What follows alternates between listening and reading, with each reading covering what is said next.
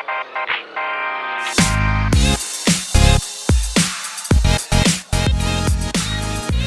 know it, we're back. This is Prescription Sound, and today's episode is going to be unique as we showcase a bit of a highlights reel. So we just had the Scripps Research summer party and a celebration of our institute rebranding.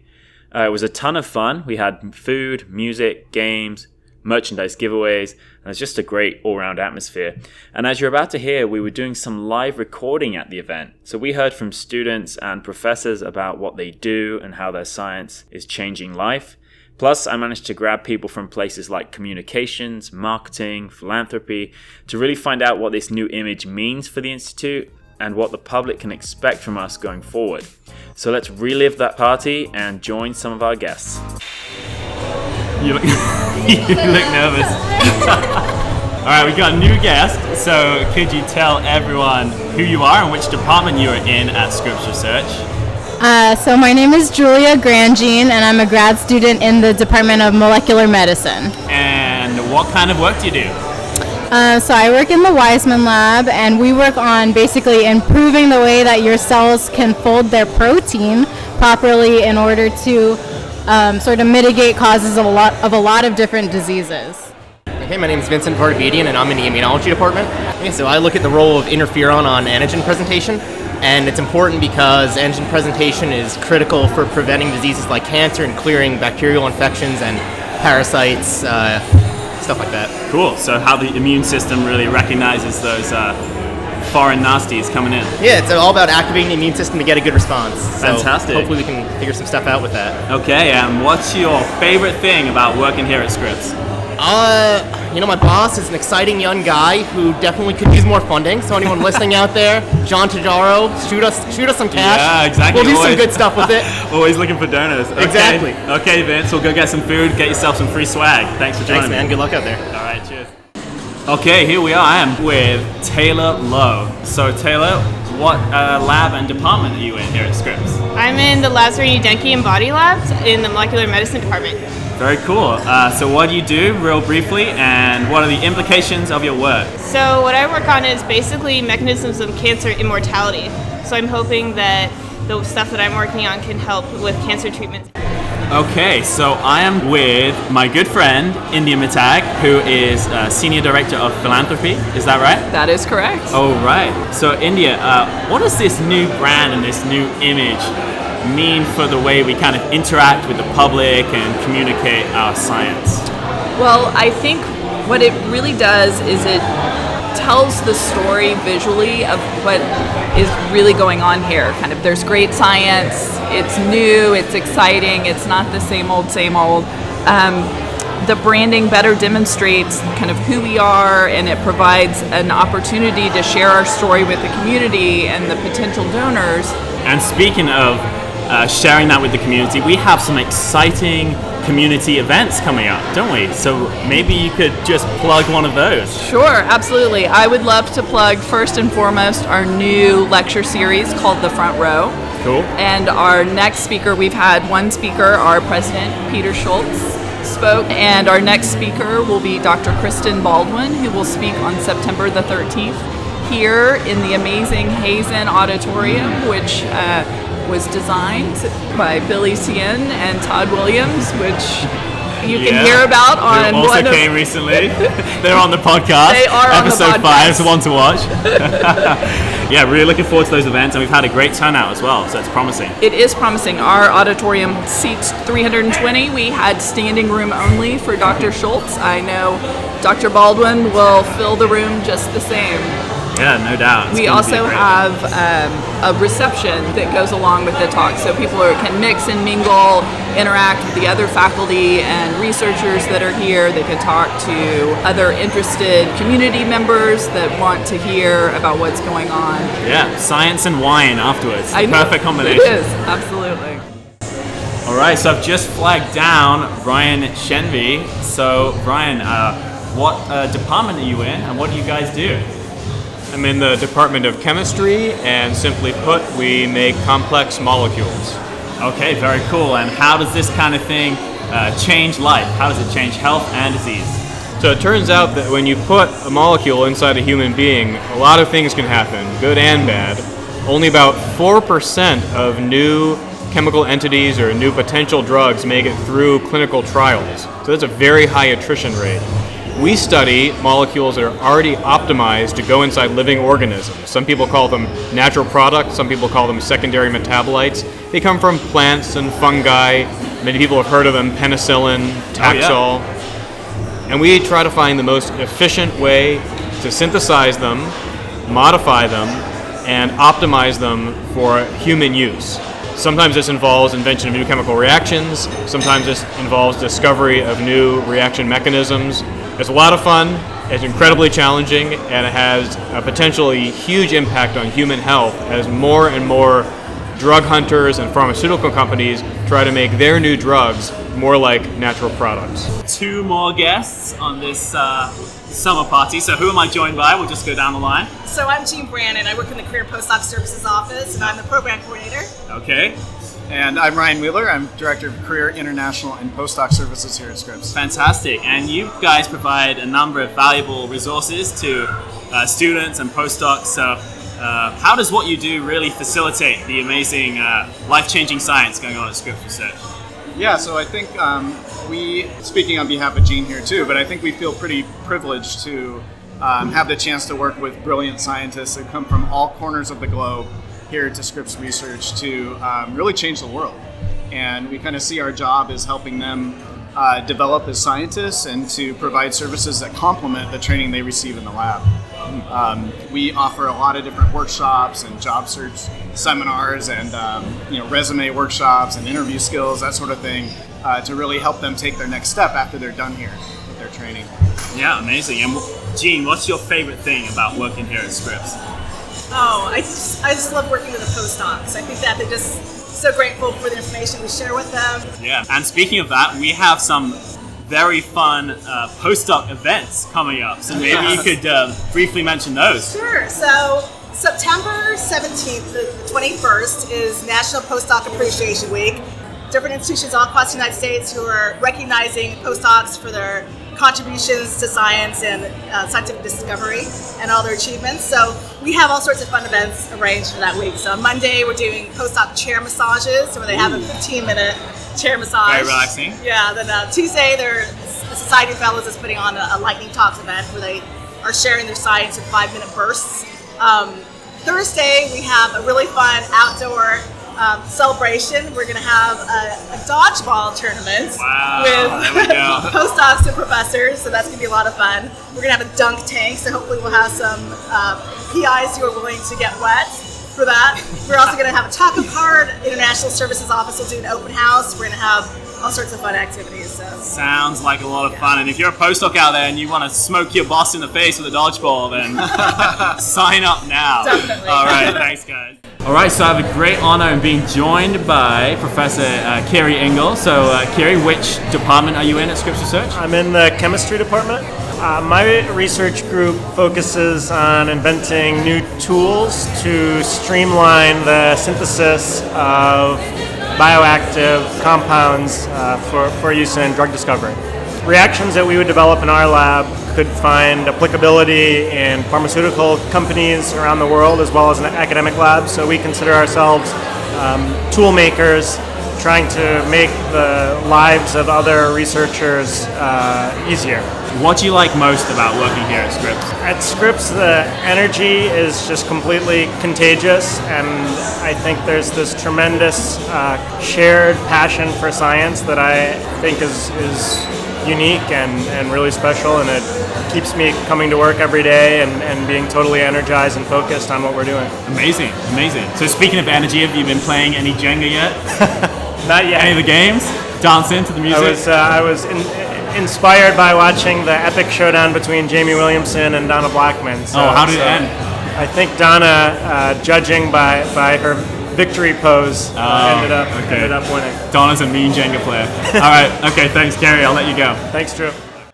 We're on. All right. This is exciting. I'm joined by the marketing geniuses from Grizzly. So, who have we got here? Maybe we'll just go down the line. Greg Gibson, Chief Creative Officer. Nate Spies, CEO. And Marco Correa, the Strategy Director. All right, it's great to have you here. So maybe you guys could kind of elaborate on what this new brand and the new logo and the image really means for Scripps going forward and kind of communicating the amazing work that's going on here. Yeah, absolutely. So I think pulling back to the story of what really inspired us to come up with this mark was an amazing quote we found from Miss Scripps.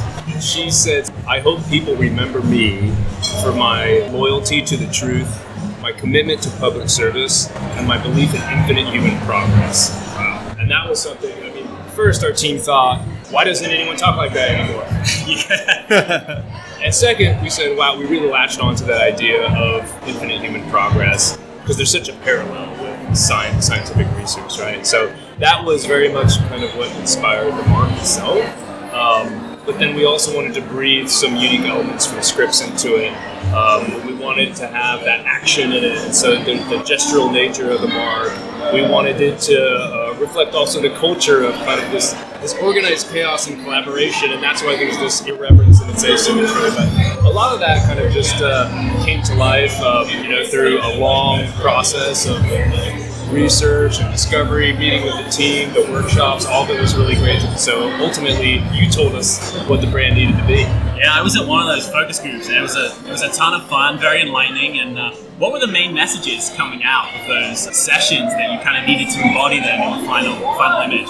Yeah, I think part was keep the history of the organization present in the spirit of the brand, this connection to the helix and to science, and kind of present in the mark, but make sure that we can move the organization forward. I think the messaging was really important, this notion of science changing life. I've heard many times in conversations in line already today, this incredible embrace of this notion of science changing life and how transformative that can be for the organization and how everyone can really live in it. Science changing society, science changing medicine, and how we can get that out there in the world. So that was a really big part of the overarching communication, and it truly was a collaboration. The effort was very, very collaborative from day one. Yeah, that collaboration is key, and I think a key feature of Scripps. And just wondering, what was your kind of favorite aspects about working on this kind of project? What did you love most? I think the most fun thing is working with awesome partners, and it was great working with the communications team and great working with all the different executive leadership team and having just some really fun conversations. To do these types of projects, you have to create a deep level of trust, and I think that opens up some really great dialogue, and it creates opportunity to really grow alongside one another. And so I think that for us, we actually had a conversation earlier with someone, and we said, this was an amazingly fun project for our team because we got to work with a team that believed in what was possible and believed in the process. Cool. Well, I won't keep you too much longer. I know you guys are dying to get some more food and drink up in here. I will just ask this though: why Grizzly? Why the company name Grizzly? Before they answer, I'll give one anecdote from the professor. I'm forgetting his last name now. Julius, I want to say. But when I interviewed him during one of the stakeholder interviews, he said the same question. He said, "So you're doing all the branding for us, right?" He said, "Well, the name Grizzly doesn't inspire much confidence." And I just winked and nodded and said, "Okay, well, moving on. Next question." From day one, Grizzly, the name was intentionally different. It wasn't both of our last names. It wasn't XYZ agency. It was something that was bold. It has all of the meaning, built in around adventure and around California culture and all the things that we love, but also the notion of adventurous brands that we prescribe to, and it's something that people get excited about. They ask questions about. We get that in pretty much every meeting, and that's why we named the agency. Yeah, it's definitely fun and it works. I mean, from day one I didn't forget the name. Yep. Grizzly, it really sticks with you. Awesome. All right, cheers, fellas. Awesome. Thanks, Drew. Thank you. Appreciate it. Okay, this is exciting. I am now joined by Dr. Eric Topol, who is the director of the Translational Institute at Scripps Research. So, Dr. Topol, are you tweeting about this event? I know you're absolutely prolific on Twitter. So. Well, thanks, Drew. I will be. I wanted to make sure the event came together, but I will, when I get back, definitely be tweeting about this. This is an exciting thing for Scripps Research, for sure. A momentous moment in our history. Yeah, this is an amazing occasion, and you yourself are one of the brains behind this All of Us program at the Translational Institute. So maybe you could just briefly mention that and how that kind of science is changing life. Yeah, well, we have a million participants that we're enrolling throughout the United States already, with 100,000 in. And we're going to be following these people for decades ahead, but they will get their genetics assessed, sensors, all sorts of things, get the information back to them, and we're going to learn about the future of medicine through these million people. So we're really thrilled to have a significant role in that whole program that's government NIH sponsored. Yeah, it's amazing. And you mentioned the sensors, and I just wanted to get your take. What is the most exciting for you in terms of technologies going forward for the future of digital medicine? There's so many great sensors. One of the ones that's really remarkable is getting your blood pressure continuously through your wrist, so that you find out when your blood pressure is when you're sleeping or when you're having a heated discussion or in traffic. So that's just one example, but almost whatever, glucose that you can get continuously, heart rhythm, digitizing the mind, it's your mental mood, all sorts of things, asthma, lung function, so it just goes on and on. The sensors that we're working with are extraordinary. Yeah, it's amazing stuff, and it's all going on right here. So thanks for joining me. I'll let you get some food. Terrific, Drew. Great to see you. Perfect. We saved the best till last, maybe. So I'm joined by Anna Marie Rooney, who is the Vice President of Communications. Pleasure to have you on the show. Thank you so much. much. This is such an exciting event. Are you having fun? I am having a blast, and it's so fun to see all these people coming together, having a great time after all of this, effort and focus and work put into the rebranding. Yeah. So it's really exciting. Yeah, the new brand, the new image, looks great. I take it you're happy the way everything came together. Yeah, very happy. And it's very hard to do, and it's hard to do in an established organization where it's so ingrained. And so I really came into this, I came to Scripps last November, and I really thought, okay, how are we going to do this? I know there's a need for it, and really I think the reason fundamentally that it happened is that really across the board here, people knew that it needed to be refreshed. They were all feeling like it was a little tired, feeling a little bit, it didn't represent who we are and how innovative we are, and how diverse we are. And so I think that's what really helped it kind of sail through the process, is that people really embraced the change, which is hard to do. Yeah. So I really give kudos to everybody at Scripps because they've been amazing. Yeah, it must have been such a process. And what do you think was the most, rewarding kind of positive aspect of going through all that? I have to be honest, it is kind of today, seeing people that had no hands in it whatsoever, maybe heard that it was happening, but that's all they knew, to see them really kind of embrace it and be excited about it, because that's why we're doing it. But during the process, it really was different levels of, pats on the back, all the way from faculty saying, that they loved it, to Pete Schultz really embracing it, and the leadership team. And, there's still people out there, of course, that liked the old logo better or whatever. And you can't make everyone happy, but all you can do is carry everyone along in the process and hope that they embrace it over time. Fantastic. So, yeah. And how do you think this kind of combined brand now is going to help the research going forward? Everything from kind of Scripps to Calibr, and then the translational side of things. Well, I hope it's going to help us tell our story better. So we're now a unified look and brand, which before we weren't. And so it was very hard to explain who Calibr was or the Translational Institute. So now that we're all one cohesive look and feel and messaging, I just think over time, the more we get the word out about who we are and what we do under that brand, it's just going to start to solidify and come together. It really was done. Obviously, we want people internally to embrace it, but it really was done so that people externally can really understand better who we are and what we do, because, we have a history of being very closed off, and obviously people knew great science was going on here, but that's kind of all they knew, and we want to really shift the paradigm on that and really now be much more open to the public and to people who want to partner with us and foundations, and because it's limitless what we can do. We're already doing the great science, so now we need to tell the world that we're doing it. Yeah, transparency and that outreach is so important. Yeah. So how do you think it's best for members of the public to kind of check out what we do and maybe get in touch? Well, I think number one is go to our new website, because that tells the story universally across the board as to who we are and what we do, and reach out. You can subscribe on our website to receive our e-newsletters and our quarterly magazine. You can listen to this podcast. You can listen to this podcast and hear regular updates and great stories and great science. And there's a lot of ways now to stay connected to us, so it's exciting. And most importantly of all, what is your favorite piece of Scripps merchandise from the store? Oh my God. You know what?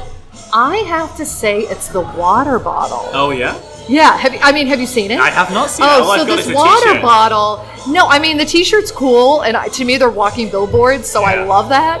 But the water bottle that we picked is so phenomenal. It's glass, and it's all about no more plastic, and it's just real simple logo, and it's beautiful design. So anyway, we hope to have that offered online soon to purchase. Yeah, people need to check that stuff out. Yeah. All right, well, Anna Marie, I'll let you get to Thank the you, Drew. games and the Jenga and the dancing. thanks, Thanks, Drew. for joining me. Thank you. So that wraps it up for this episode. Some really cool insights there and information on exciting upcoming events. If you want to follow us and see what we do, make sure to go to the Scripps website. If you check out the news and events, you can connect with us and subscribe to the regular newsletters and magazine, and maybe even this podcast. Make sure to follow Scripps Research on all the usual social media channels. So I hope this was fun. Thanks for listening, and tune in again next time for more top tier interviews. Take care.